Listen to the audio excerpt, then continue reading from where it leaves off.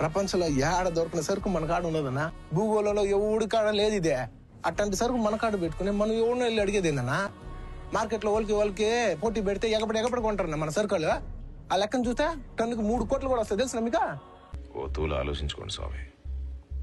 ఏందనా పిల్లోడు చెప్పిందమ్మి వ్యాపారం తిడి చేతిలో పెడదామా ఏంది? నో, నాకు కూడా డౌట్ కొడతా ఉన్నదన్నా.